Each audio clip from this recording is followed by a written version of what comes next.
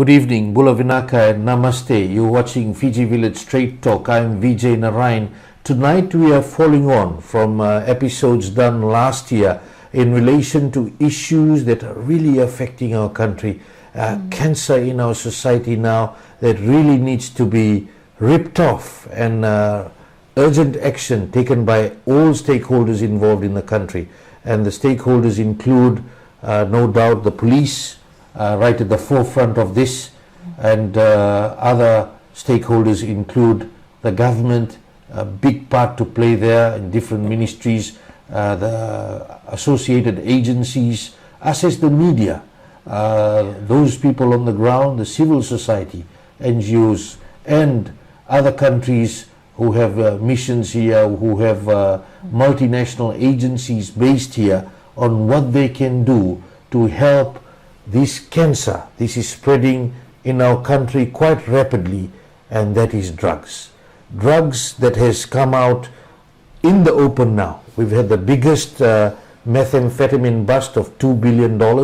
Prior to that, the biggest bust was when the warehouse was busted in around 2004 at Laudala Beach, and that was a total value of $1 billion. Now we've got double of that, and it was detected in the Western Division. We have Drug-Free World Fiji founder Kalesi Volatabu back in studio tonight, and we talk to her based on what's happening on the ground. We are hearing reports day after day, more drugs being found, more hard drugs being found. What is happening on the ground? Are we burying our heads in the sand maybe? Are we turning a blind eye? And it is all opening up based on what is going on. What is happening on the ground, Kalesi? Yes, you know what? For the longest time, after 5 years, I'd say, this is the most exciting time that I've seen here in Fiji. We've had the big shift of this meth bust happening, one after the other. And I think what it is as well is people are empowered to actually call in and make these reports. Police, doing the seizures, because there was, a few things, seizures that happening in the past, but they were little amounts. But the tons that we found now, it's just the cream of the crop. I know there's a huge haul here in Fiji, and I just hope that, it's not just the police working in silo. I hope they would work with border security, customs, the Navy. Everybody needs to collaborate, work collectively together. Only then they can actually get this across. And at the same time, as community members, they have a huge role to play. They are the eyes and the legs out there in the community. They see what's happening. If you're suspicious that something is happening, pick up the phone, call someone, reach out, because only then will we be able to, fight this together. Thank you for coming into the studio, because most of the time you're on the ground talking to the people. And since we brought up this issue last year, we've seen an escalation of busts being conducted, and police really saying that what the Minister for Home Affairs has said, maybe a bit of more tracking is going on by the police, and police being empowered to conduct more raids compared to the past. What are you gathering? Yes, very much so. And the thing is as well, we have different police posts or police officers themselves reaching out. They want to be educated on this. They want to know what they're fighting against. What are the impacts of this? What's in these drugs we're talking about? We quite loosely say crystal meth or ice, whatever it may be, meth all across the country, but they don't know what it actually looks like, what pure meth looks like. Yeah. Those bricks that they found, not just cocaine, but actually bricks of meth, when that's filtered into a community, they cut it down. They add other things onto it to get more money. And I'm so glad that we have some great police officers there, still staunch. They know what their role is. They're commissioned to look after and, community safety. They're not compromised. I'm not saying all police are bad. No, they're not. There are some great officers out there doing great work. You just take one bad apple to ruin it for everyone. There's some bad apples. There are some bad apples, yes. And I see that Minister of Home Affairs are actually looking at cleaning it up, cleaning the messes that they have with the police. It's a long road. It's not going to happen overnight, because this is historically if we look back, we've had this, within the institution for quite a long time. And it has to take someone, tough enough to actually stand up and say, you know what, we need to clean this up for our community safety and everything else. Concerning issues are emerging. Primary school students, students as young as in primary school, taking hard drugs like methamphetamine and others. And I'm talking about hard drugs because they're more addictive, and we'll go into detail about the extreme dangers associated with that. We know a lot more young people are involved in prostitution publicly on the streets at night. And what are you gathering in relation to that? Yeah, for me, I thought, I did know that existed till we did a rapid assessment back in 2019. That's when we met the youngest user, the needle user that we met. That was an 11-year-old, just to see it and hear his story. His is one of many. And I thought, this is not happening here in this country. No, as we go on, we talk to street workers, sex workers, whoever it may be. Sit down and just have a talanoa with them and say, when did you start? How old were you? What was happening at home? They are triggers to these guys. They don't just get up, and they want to use. No. The severity, the level, the excess use of substance abuse that they use, just depends. They were just chasing the first high. And obviously after that, they had other drugs. Goes to the harder drugs. For him, he was sent from the Maritime, moved into the urban areas here in Suva. This 11-year-old boy. The home wasn't safe for him anymore. So he just, was going to school. Obviously, he dropped out of school, started hanging with the wrong crowd. This young kid, he was looking for a family, that sense of belonging. He couldn't find it in the home that he was at. So he found it on the streets with these guys. And you will see, when they're on the streets, it's safer for them. They think it's safer for them. Yeah, but they put themselves in very vulnerable, fragile positions because, paddlers, those big, they would use these guys, these young boys, and utilize them, literally the best of their benefit. Because at the end of the day, it's the kid would just do it. And if he gets arrested, who gets into trouble with the child is, or, if that child goes to court, what happens at court? It's either the person goes, it's, thrown out of court or lack of evidence, whatever it may be. There's a ripple effect just happens out of that. So with this young boy, he's one of many. Why would you stay on the street? He said, this is my gang, this is my family. That's what they used to.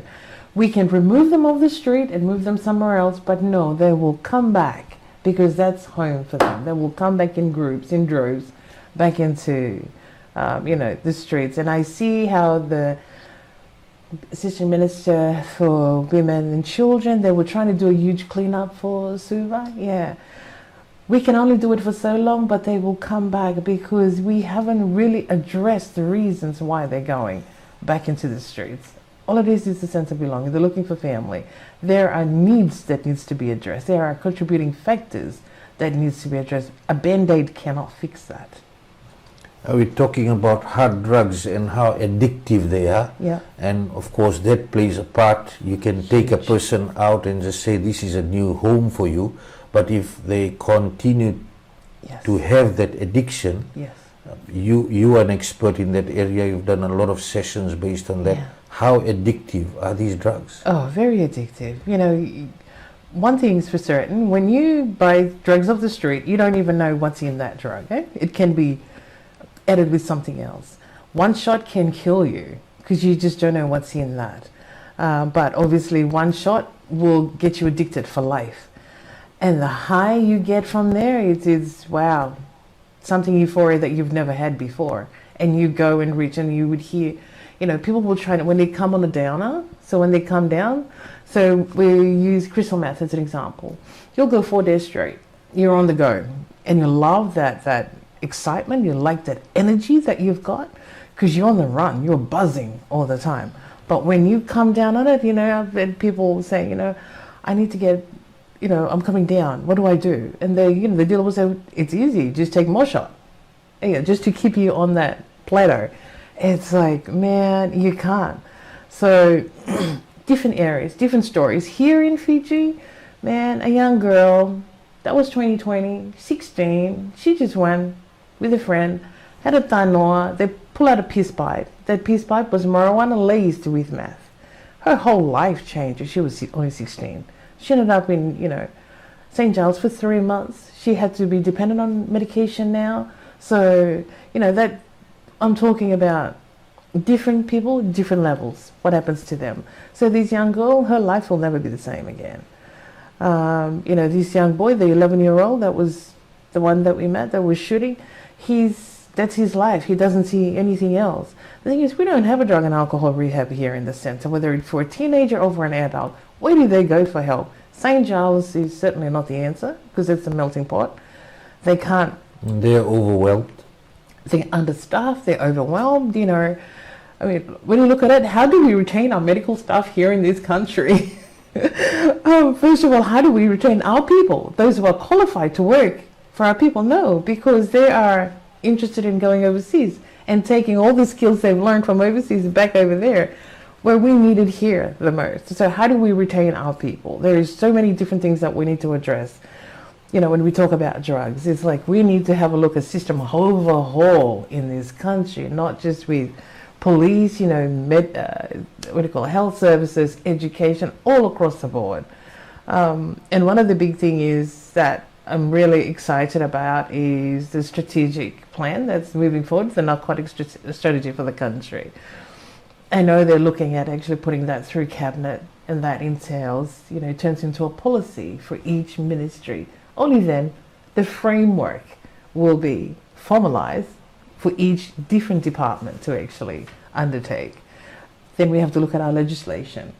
Now, how many of our huge busts that we've had, and then we've had those perpetrators or offenders get released on bail? It's like the legislation has to marry with what? We have to change the law here to see, okay, this is what you've arrested with, you don't get bail. I'm sorry. We've got to change our law literally here.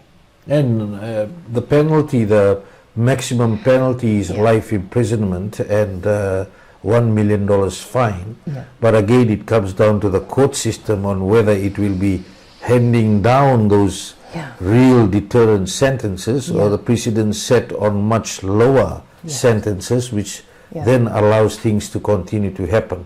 I'll come back to this issue about what's mixed in the drugs that's being sold here, because initial analysis, a lot of things that were quite dangerous were being mixed, like rat poison and other things. If you can elaborate on that. Yeah.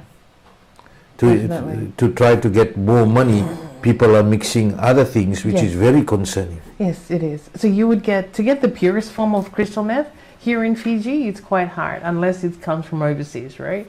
So when they do get it, they cut it more. They add, whether it be red sack, they cut it back, cut it with whatever they can get their hands on. See, if I can get $100, I go from Silver to Nosari Corridor, I can get all the ingredients I need to actually cook the meth here in this country. So, but people are actually cutting it more because they want to buy some more.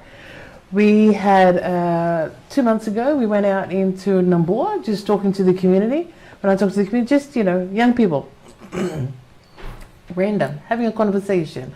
We can tell they're high, they're under the influence of something. Just having a conversation, they started talking. Oh, so, can you tell me about meth? Ice, what sort of meth or ice is out there? There's 5 different kinds. So they started telling you what it is, what it does to you. So in hindsight, it actually tells you what they've cut those meth with. Yeah. It's such a huge learning curve here in Fiji. The terms, how it's on the street, how is it sold, where do you get it? They know exactly where it is, what how to make flavors. Yes, I didn't know they can have it in flavors, but yes, they do here. And it's quite dangerous when you have the conversation, what it does to you. Asking them, what has happened to you? Some of them will just freak out straight away, or, oh yeah, when I take this one, this is what it does to me. When I take this one, this is what it does to me.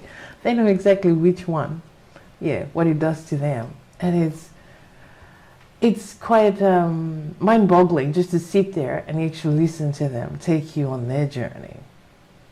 It's hard for you, no doubt, and you're trying to do all this work, and we'll talk about that in the upcoming segment. But one of the issues that also really concerning is the sharing of needles. Yes. These things that are now coming out in the open, that people are also taking the hit and then using the same syringe to draw out blood of a person who's taken the hit and then putting it into other people's bodies. That is so concerning that the sharing of needles is one thing, but now it's happening at an elevated level. Yes, it is. Are we ready for it? Like, do you think we have the capacity? Do we have the support of the resources here in this country? We don't. Like, from last year, we were already the second, fastest rising HIV epidemic in the Asia Pacific. I don't even know what our stats is going to be this year. That was just last year. Last year was 345. Now, I don't even know if we're going to double. The thing is, at the end of the day, we need to do more national campaign on HIV and AIDS. And at the same time, we look at, the needles, what's happening, the needle users that's happening across the country. Health services, they need the help.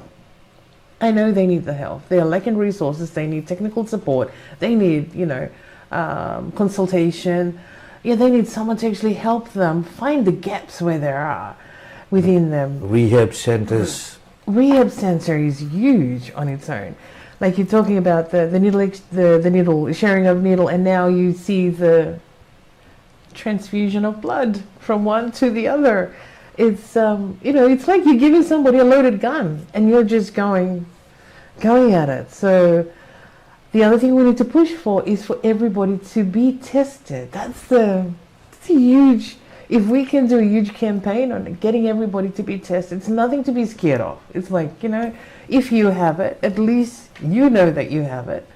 So you don't spread it to everyone else. There's other means you can use. You can go on medication, for crying out loud. But it's like just to push people to go and get tested, that's hard on its own. To make it easier. Now they've got the rapid testing that they can use. You get the result within 10-15 minutes. Yeah.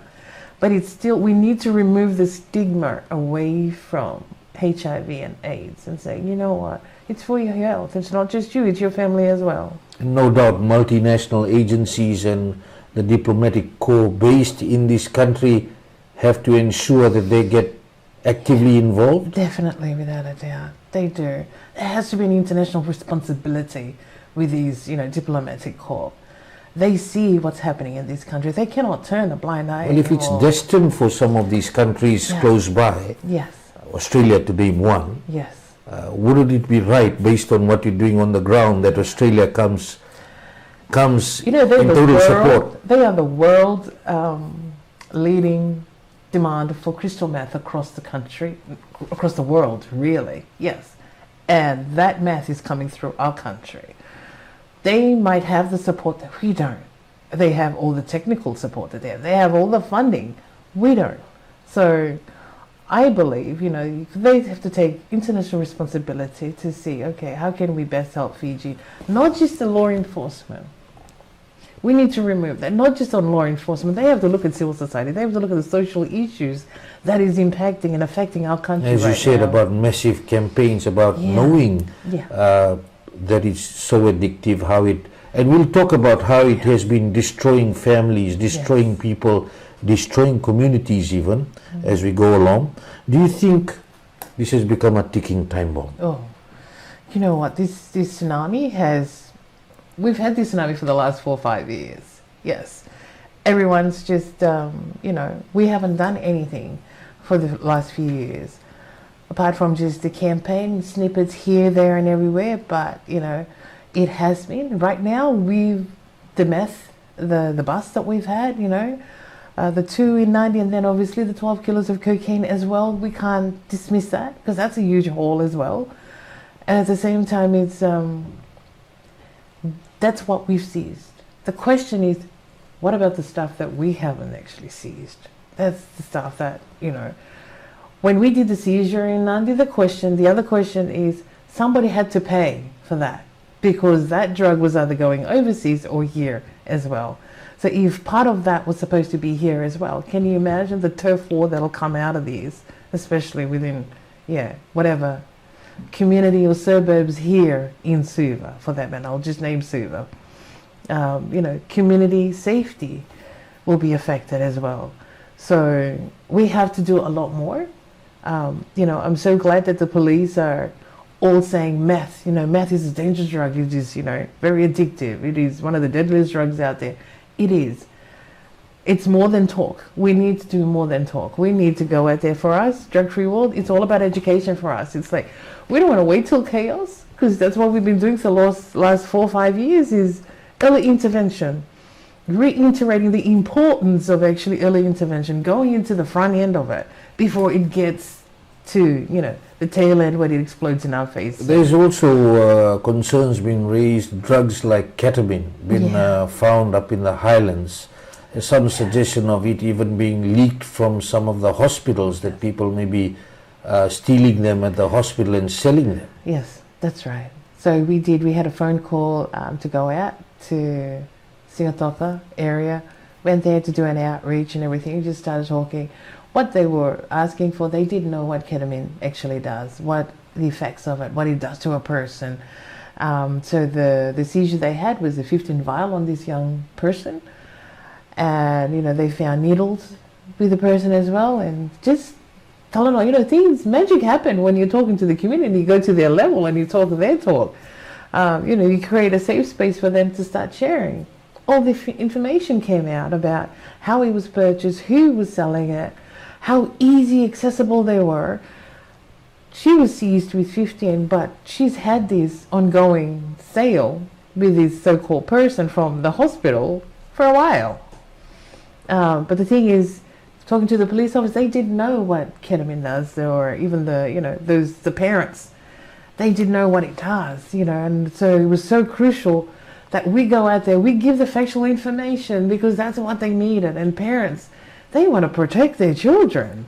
So how do they do that? So, those drugs, I didn't even know it was here in this country and it takes this kind of conversation, having this kind of talanoa, to bring it out in the open, because parents, they see what's happening in the community, they see the changes, they're very suspicious, so they just, reach out, and that's what we want. We want them to reach out before anything happens. You've also had discussions, and this has been emerging as well, where prostitutes are coming out, young and old, are coming out and saying that their clients who are coming in, they're forcing them to take hard drugs. They have access to hard drugs already. Definitely. So it's either a lot of, when you speak to these sex workers and you have a conversation with them, have a tell them what happens to them, how do they, and any of the clients, majority of the clients would bring it, and it's a party thing. So they bring in for them it's like it goes hand in hand. Sex, drugs, party, the whole euphoria that happens. And they say yes, they have to take the drugs, obviously, when they're doing their business or whatever it may be, when they want to party. Because crystal meth, one of the big things it does, it actually, you're awake for 4 or 5 days straight. You do nothing but party. And when you're partying, other drugs, get used or is intervened or whatever it may be. But things happen during those times. If I look at ketamine is what you call your date drug, rape date drug. Yes. So when somebody's injected with it, they don't know what's happening to them. They don't remember. There is a whole blackout. There's a whole 24 hours missing. So that's just, that's what ketamine does to you. But when you look at, crystal meth, like I said, it's a party drug, and you go for 4 or 5 days straight. You just do nothing but party all night. This date rape drug also. Yeah. I know Shamima Ali has also raised these concerns. Yeah. It's being used in clubs, etc., to get people. Yeah, definitely. Because, if you're a young girl, I'm not just saying this happens to young girls, because I know of stories that happens to young boys as well. Yes. So, when you're partying, When you go in groups, stay with your group, because you leave your drink and you go and dance and you come back and you're saying you've had too much to drink, so you don't even know what you're drinking. Well, somebody will go and buy you a drink and say, hey, have a drink. You don't know if it's spiked. So it's really crucial. Young person, whoever's listening out there, if you're going out to party, make sure your group knows where you are at all times, because it's not safe. It's not safe in the club. It's not safe out there in the community. And what's your drink? Yes. We'll be back after this break.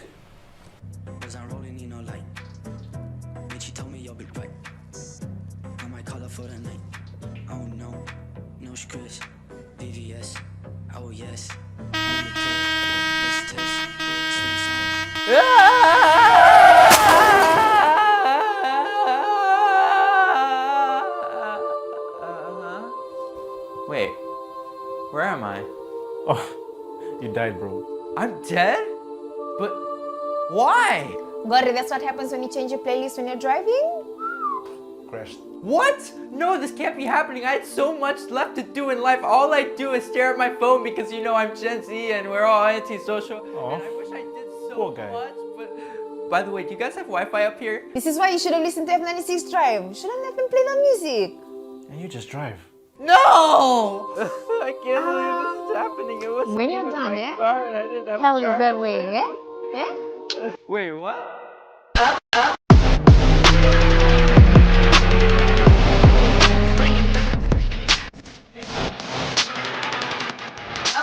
I always resorted to drugs because of the work that I do as a coping mechanism. You said you started sex work and drugs at the same time? I was 12 years old.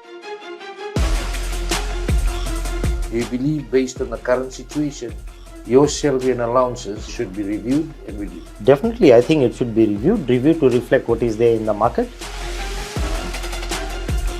Is the government of the day promoting nepotism within our community and hatred towards Indo-Fijians? Thank you very much. The answer is no. $1 in $3 of our taxes goes towards servicing our debt. So you can't say it's nothing. There's also the need to do financial inclusion a bit better. What is your message to the people who may rate you as not good enough for finals rugby? Success doesn't just happen overnight. Fiji Village Straight Talk with Vijay Narayan, brought to you by the Ministry of Health and Medical Services.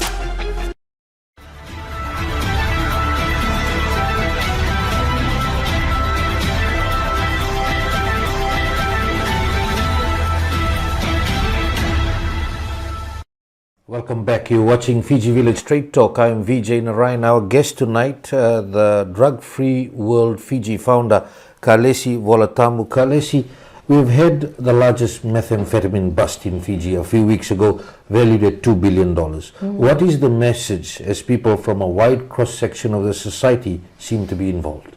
Yes. And there's so many messages there. One of the big things is somebody had to tip the police, obviously, to go out and do the raid, which is, so grateful for that to happen. But at the same time, if we're finding this in, in one of the settlements in Nandi, makes you wonder where the others are.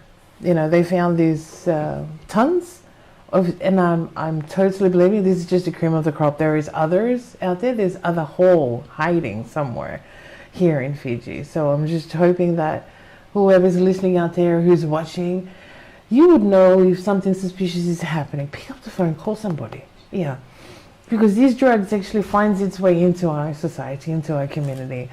Our lives would be threatened, our families, our children in school, our community will be definitely threatened for that matter. So I am so glad that we actually are doing that. Now it's actually showing, oh wow, okay. So for the longest time there was always whispers, and now this is true evidence. Now this is tangible evidence that we have meth here in this country. It was earlier being said it's not meant for the Fiji market. It was said it's not in these large amounts of, it's not large amounts of meth or cocaine. What is your message to the people who are watching out there? I need to acknowledge those people that actually shared information with us, because what they shared with us and what was reported was two different things. what happened these few weeks ago was the evidence that literally that we needed, because we can't hide this behind the door anymore, or hide it under the carpet anymore, because it's like literally it showed, okay, we do have this here. From what we've seen on the streets post-COVID, the explosion, the demand for crystal meth in this country exploded. That was literally through just talking to the community, you know, the bus stand, when we did the other show, the road show, went into the schools. The kids were actually, sharing that. You know, the teachers even confirmed needles were found in their bags in the school. So it was like, we were trying to find out, where were these meth? Where are they? Where are they coming from? How big is the demand? And you ask the kids, do you know how much this is on the street? They would tell you how much it is, where to get it from, how to score it. You know, and the sad thing is our young youth, our teenagers, okay, if we look at a cohort here in Fiji, our teenage youth, the largest number of unemployment are the youth. In urban areas, I hate to see if they are being used as runners. So if they can't find employment, these peddlers would use these kids. I'm just saying it out there, not saying that it's actually happening, but that was the fear that I have. Would they use these young people literally as runners to actually compensate for unemployment? Sorry. So how rife it is, I know of a few communities here, red zones, it's just exploded. This meth, it's out there. And it's just not the young people anymore that's selling it. We're talking about grandfathers, we're talking about fathers. The other fear that I have is like, what future? What role models do we have for our younger children now? If they see their dads or their grandfathers doing this, peddling this, or their older brother doing this as primary schoolers. So there is so many things that we have to do. Even though we seize that, I'm so grateful, but I know that's just the tip of the iceberg. There's so many others just waiting. People are saying that the big fish or the key players in the drug rings, the drug syndicates, are still walking around freely. Whoever's been taken in, people on the fringes who are doing the work. What have you gathered from the ground? You know what? Those, when you look at those organized crime syndicates and everything else, you've got those, the big fishes, they at the top. They're living a life of luxury. You don't even know. They could be business owners, whoever it may be. They're having fancy jobs, whatever. Having a fine life. But it's those under them, they're the ones that are actually fighting. They're fighting, whether it be turf war, whether it be, money-wise, whatever it may be. But what I'm seeing and gathering on the ground is these businesses, I know there are people that know who they are, but they just don't know who they can talk to. I've had, many intels that I've received from people that actually share their stories, but they don't want to be, they don't want anybody to know who they are. They want to be anonymous. But they've shared stories of which business owners we're talking about now and everything else. So those big fishes, they stay there. And I'm sure nothing stays secret in this country for long. People talk, yes. And I think it's just a matter of encouraging them. You know what? If you want to better Fiji, you need to step up. Step up now. You need to step up. You need to share those information. If you know who it is, share that information, because, we're already chaos here in this country. Fiji police can't do it anymore. The health, they need the help. The school, they need the help. Parents, community, everybody has a role to play. And I know you know something that you need to share with somebody. Pick up the phone, reach out, talk to someone. It is a lucrative trade.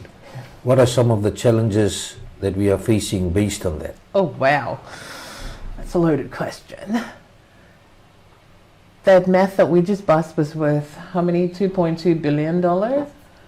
Okay.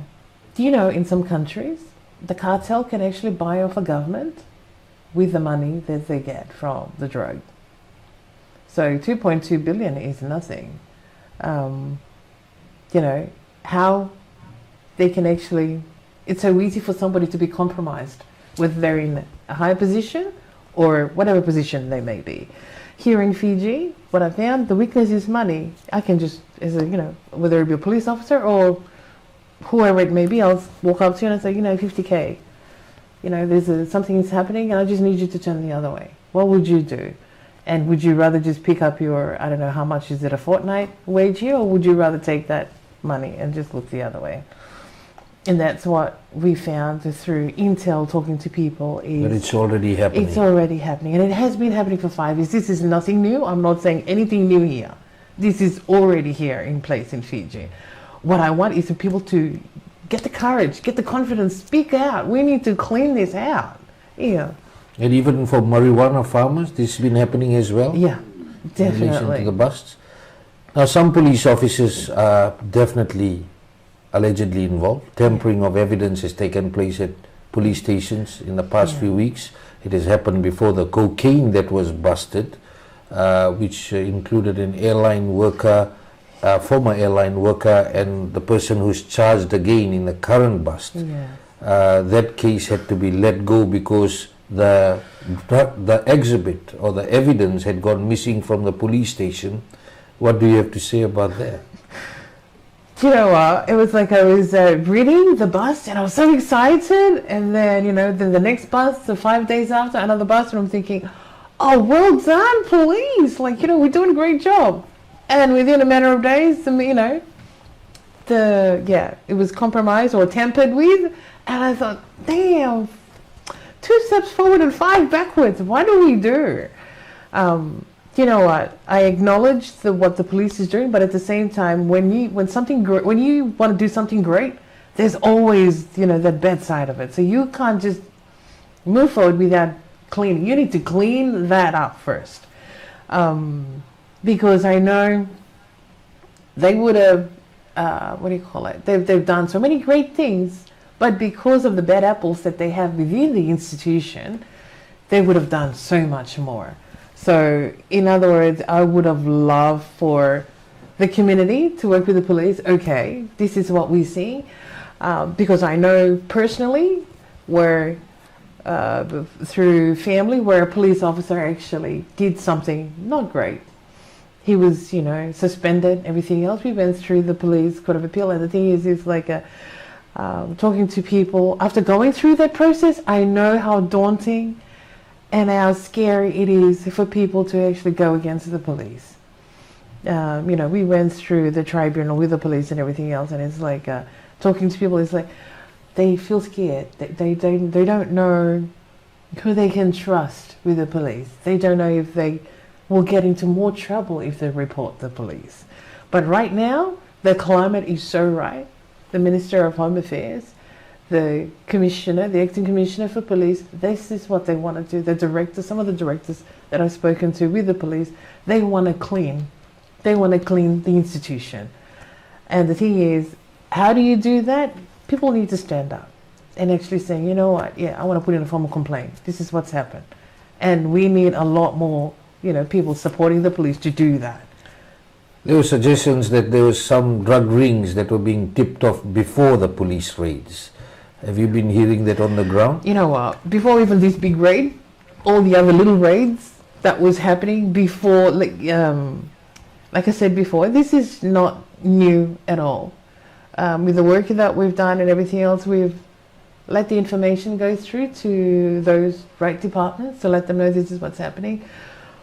But they would go, and then obviously they don't find anything. So then you stand back and I said, okay. Common sense would tell you, let's do our homework first. Let's see who else would have leaked the information, who else would know, the raid was happening, who would have tipped that. But yes, what would have happened is like, when you want to do something like that, you need to go literally on the, underground. Nobody needs to know. It's only a closed set of teams. And those trusted officers. Trusted officers. And the thing is, to work with drugs, especially it's a lucrative business, those officers, you have to go through a whole testing to make sure that they are competent, they are sound individual and officers, that they are true to their role, not those who have been compromised. You look at Australia, New Zealand, all the other countries, we've had those as well, compromised officers. Here in Fiji, it's quite easy for officers to be compromised. So Yeah. Before this raid, it didn't surprise me at all that, they were tipped before that happened, because that was happening all over Suva here. Every time we would report certain things, the person would get tipped and nothing would happen. Nothing would happen. Nothing was seized. Nothing would be found. Now, issues emerging on meth, liquid meth and cocaine coming into the country. Recent reports of liquid meth coming all the way from Vancouver, from Canada. And there's clear linkages that have been pointed out to the gangs in British Columbia, to those who are based right now in Taiwan and in Vietnam. And that they have linked it to the drugs that are coming here, then some are destined for Australia. How dangerous is this becoming? Wow, how dangerous has it been? You know what, and I didn't even realize Canada was actually one of the ones that was cooking or manufacturing all these drugs, especially crystal meth. And then seeing when they transshipped it from Canada, Fiji is quite easy for them to actually, and this organized crime, they are international, they are global syndicate. So they've got all their contacts everywhere. And how dangerous is it? So it's attached to a motorcycle gang. That's how it is in British Columbia. It's quite easy for them to, and those motorcycle gang, they have a chapter in Australia, they have a chapter in New Zealand, America, so it's global. That's how they've been able to link this through all the way.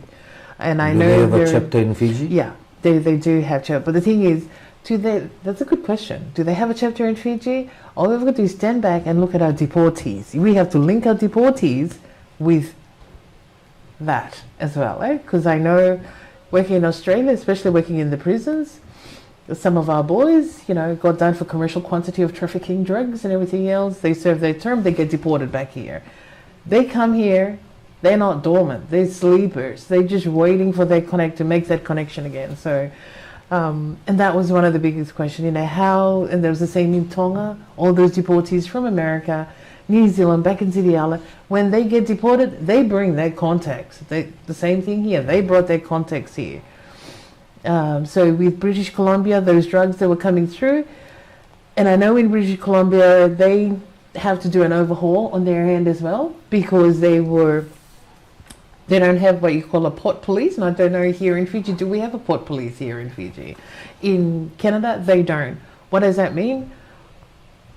Container gets shipped out, so anybody can work in the port in Canada. They don't have to go through security clearance, so any bikie, whatever it is, motorcycle gang members can actually work in there. They send their container through without even being checked. So if it's not checked on their end, do we check it on this end? How have we been able to get all this container load of drugs come through here in Fiji? So it was like... Well, this person who was involved with a pharmaceutical company who is currently serving time in New Zealand, Ayaz Musa. And based on court documents, and this is actual court documents, where it has been stated that the drugs to make crystal meth was being sent from Fiji. It was a ring between in the region even, and then it was ending up in container yards in Auckland, where again there was a linkage to the fumigation company, which would go first, and when it goes to set out things in the container, it would take out the drugs and shift it, and that container would be cleared because the drugs is gone from there.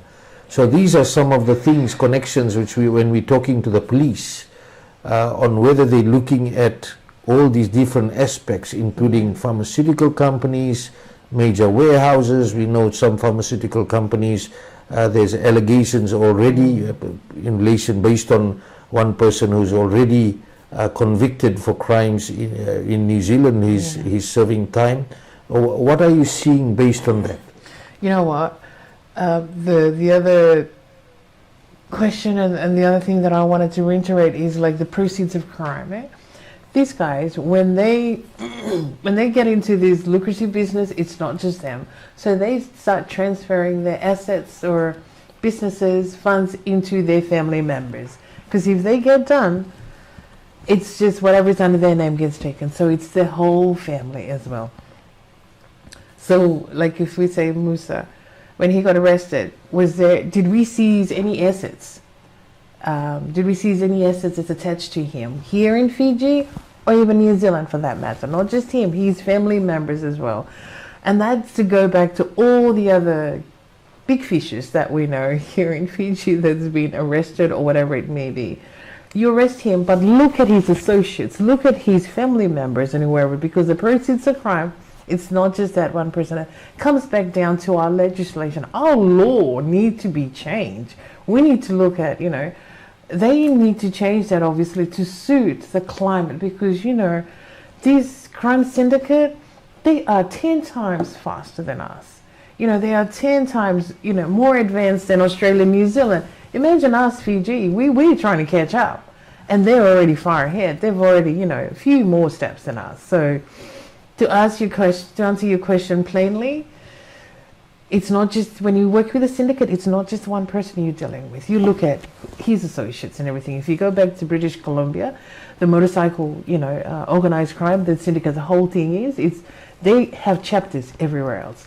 That's why I was saying before regarding the deportees, when they come, it's not just them that you need to alert on him. You alert on his family as well. What proceeds of crime would have gone to those family members or even their friends? You're watching Fiji Village Straight Talk. I'm Vijay Narayan. We'll be back after this break.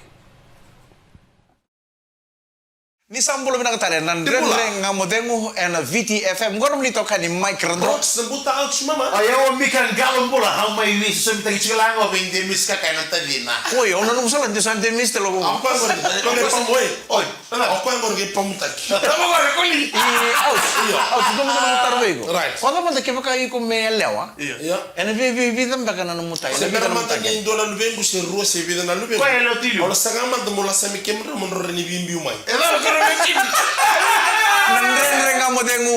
the VTFM and the Beto Corvina Chugane Punjas, proud sponsors of the Fijian Ruango, Mike Randua.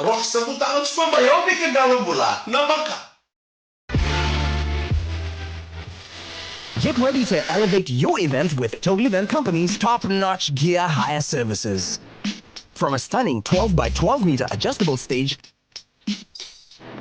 and impressive 13 by 13 meter production roof, we've got your event covered. Our gear can fit any venue, big or small. Need tents? We offer 3 by 3 meter pagodas, 6 by 3 meter tents, and a grand 15 by 30 meter marquee tent. Turn your vision into reality. Choose Total Event Company for gear that makes your event shine. Visit the Total Event Company Facebook page or dial 3314766 to get in touch with us.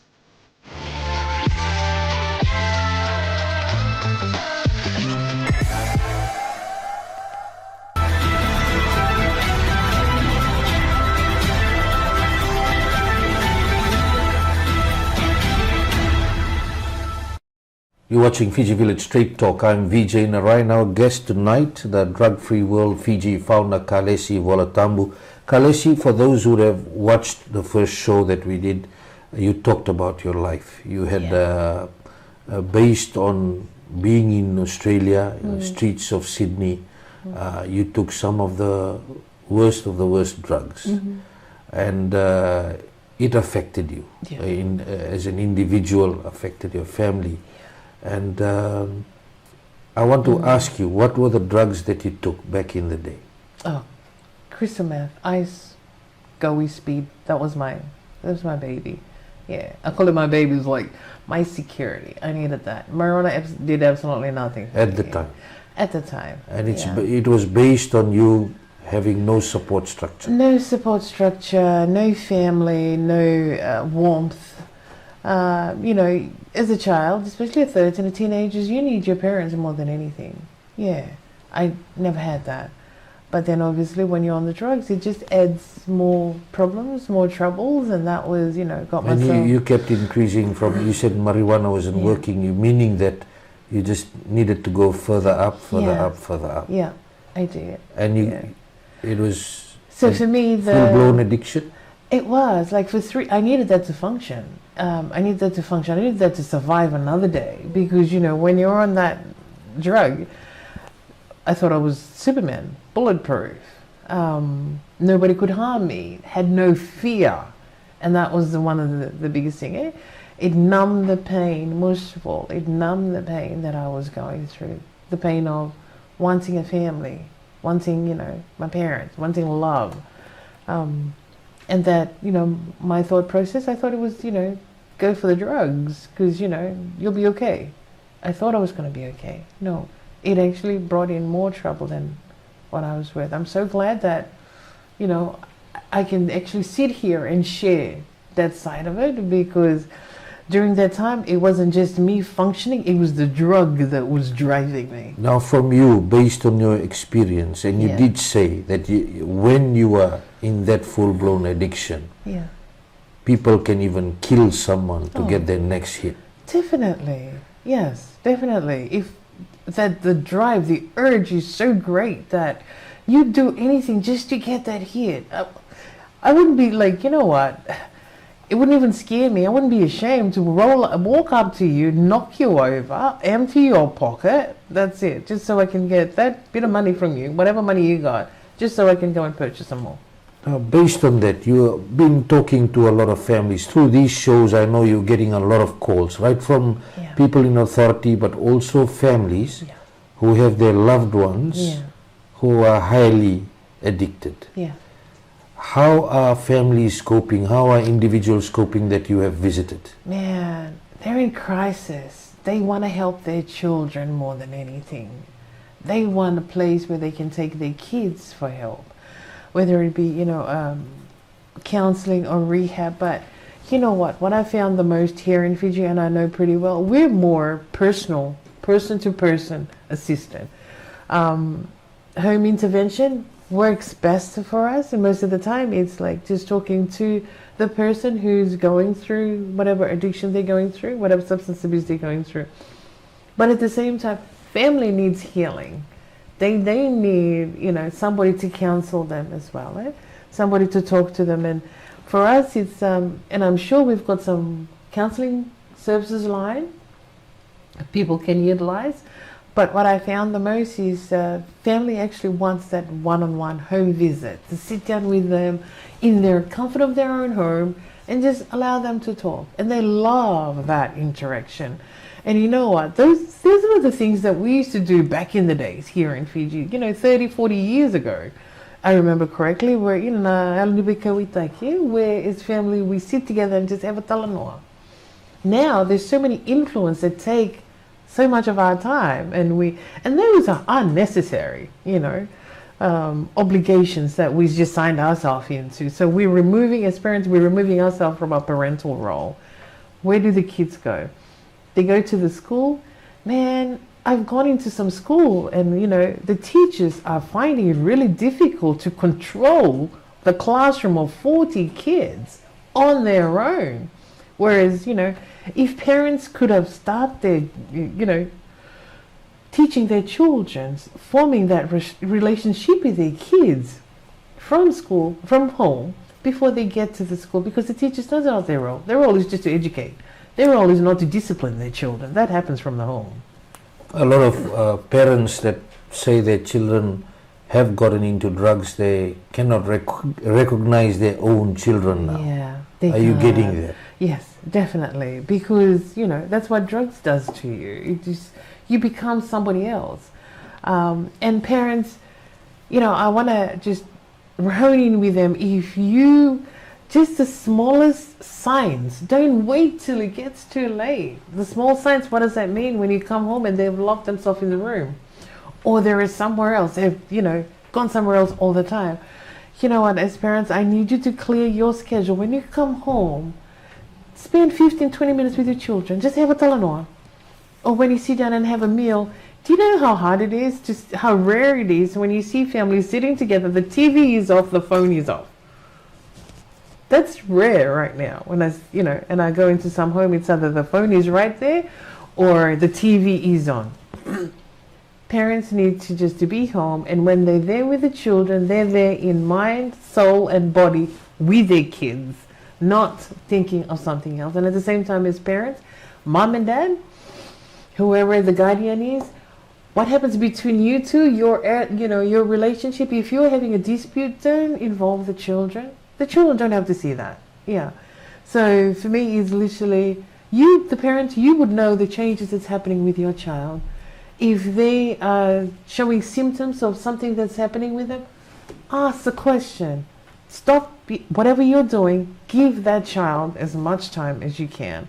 Allow a safe environment for the child to talk to you openly of what's happening with them. Because you'll be quite surprised. There can be something happening in the school, something happening within the community. And you know what, here in Fiji, it's not just you've got the drug issue, you've got community safety is at large, the human trafficking that's happening within, our country, and it's happening everywhere. So it's like, my push is for the parents. I know you're in crisis, or maybe you want to talk to someone. If you know in your instinct, your gut tells you something is wrong, stop everything. It always is true. Something is really happening within the home. Now, as a country, we as a people, have we been turning a blind eye to the problem? Starting with the authorities. Yes, we have. From the top, even civil society, and even to the grassroots. Could more have been done earlier? Definitely, without a doubt. First and foremost, the big things that we have here in Fiji is the taboo subject. Those taboo subjects, because the thing is, okay, drugs, that's there. But before people use drugs, there is contributing factors that went towards that. Okay, what are the contributing factors? These are the taboo subjects that we need to openly talk about, whether it be at home, in the schools, in the churches, even with the Vanua. What I'm talking about, domestic violence, when I'm talking about violence against women and children, sexual abuse, incest, domestic violence, all across drug abuse, everything that, homelessness, grief and loss, we don't allow a platform for that to happen. Some of the stuff is like swept under the carpet, and we just expect everybody else to say, you know what, everything's fine, everything's fine. No, because it can only go for so long. Triggers happen, explosion happen. That's where we're at right now. The chaos is right here. Do we need urgent mass awareness campaigns on drugs and addiction? Yes, we do. And it has to be on a national level. And it's not just, you can't just say one organization does it. No, it has to be, everybody has a role to play. This is not just about the busts. No, it is so much more than the bust. So the bust was there. If we didn't have this bust, I'm sure we're going to have other busts. But at the same time, it has to be all. We can't expect the ministry to work in silo. We keep saying this over and over again. I want to see the tire hit the road. Do you know what I mean? I want to see action. It has to be more than just talk. What does that mean? We have to all speak the same messages, whether it be the institutions, the different ministries, the churches, the Vanua, the families, the schools, all across the board. We have to do this together. You've met with Police, Minister for Home Affairs, P.O.T. Kondondua, Assistant Minister for Women and Children, Sashi Kiran, the Permanent Secretary for Education, Selina Kuruleda. What are the plans going forward? Oh, I'm so excited. I'm so excited because it's been a long time since we got to this place right now.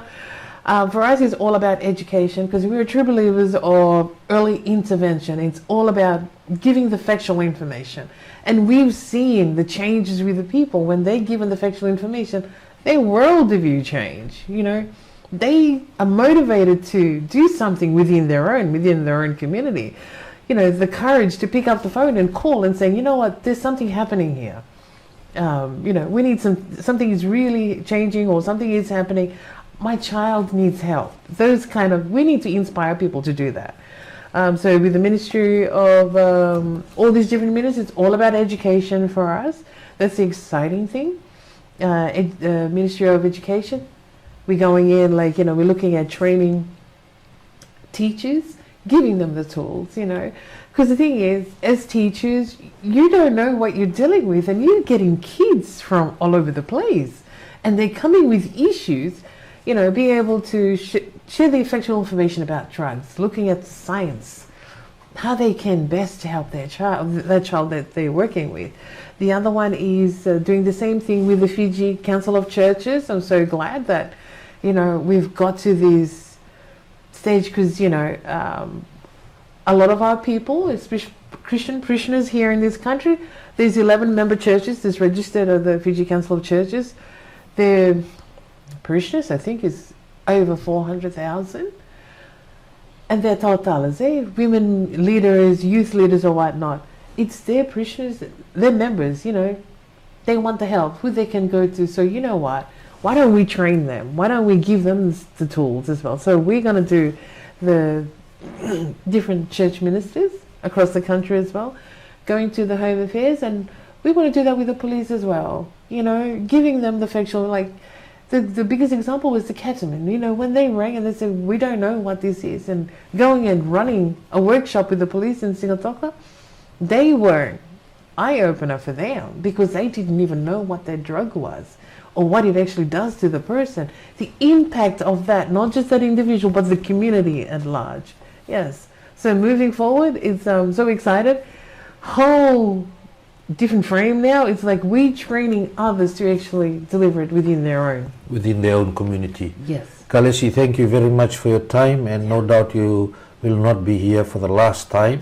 We will continue as the fight continues. You will continue to expose different issues and what you as the people of Fiji have to do to ensure that we continue to fight against this drug trade that continues to be exposed now on a daily basis, and more needs to be done apart from the bus. Any parting words for the people watching? Yeah, all those who are watching right now, especially parents, guardian, whoever it may be, only you know what's happening within your own community. If you're seeing there are something suspicious happening, or you know, any changes or any concerns you might have, pick up the phone, call someone, reach out. You know, this is not just one person can do this. Everybody has a role to play. You play some role wherever it may be, but at the same time, if you're an individual wanting more information or wanting help, yes, or you want to just have a talanoa with us, you know, why not pick up the phone and just, you know, reach out to us. We're quite happy to come out